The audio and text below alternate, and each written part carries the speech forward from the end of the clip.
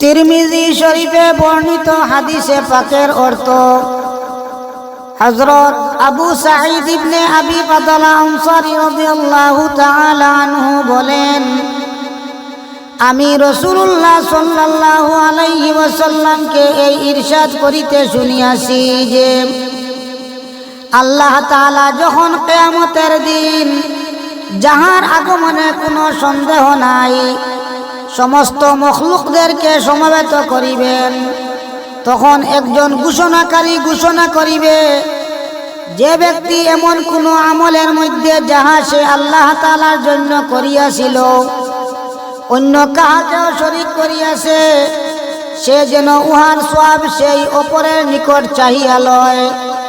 কেননা আল্লাহ তাআলা অংশীদারিত্বের মধ্যে সমস্ত অংশীদার হইতে অধিক বেপরোয়া। ফায়দা আল্লাহ তাআলার অংশীদারিত্বের মধ্যে সমস্ত অংশীদার হইতে অধিক বেপরোয়ার অর্থ এই যে অন্যান্য অংশীদারগণ যখন অপরের অংশীদারিত্বকে গ্রহণ করিয়া লয়, আল্লাহ তাআলা কাহারও এরূপ অংশীদারিত্বকে কখনো সহ্য করেন না।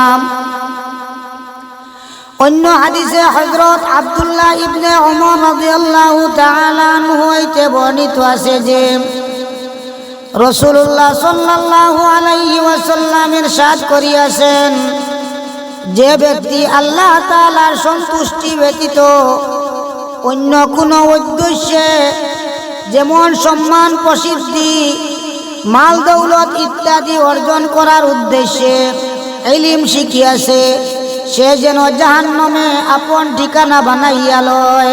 আল্লাহু আকবার। অন্য হাদিসে হযরত আবু হুরায়রা রাদিয়াল্লাহু তাআলা আনহু হইতে বর্ণিত আছে যে রাসূলুল্লাহ সাল্লাল্লাহু আলাইহি ওয়াসাল্লাম ইরশাদ করিয়াছেন, তোমরা জুব্বুল হাজান হইতে পানা চাইতে থাকো। সাহাবা রাদিয়াল্লাহু আনহুম জিজ্ঞাসা করিলেন, ইয়া রাসূলুল্লাহ সাল্লাল্লাহু আলাইহি ওয়াসাল্লাম, জুব্বুল হাজান কি জিনিস?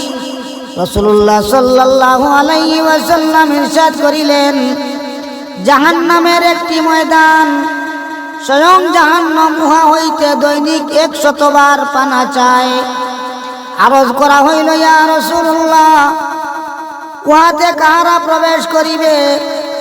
তখন রাসূলুল্লাহ সাল্লাল্লাহু আলাইহি ওয়াসাল্লাম ইরশাদ করিলেন, ওই সমস্ত কুরআন পাঠকারী যাহারা লোক দেখানোর জন্য আমল করে। আল্লাহু আকবার। আল্লাহ পাক পরবর্তীকার আলমে আমরারে উনার চেয়ে বেশি আমলের তৌফিক দেখবা। আমিন।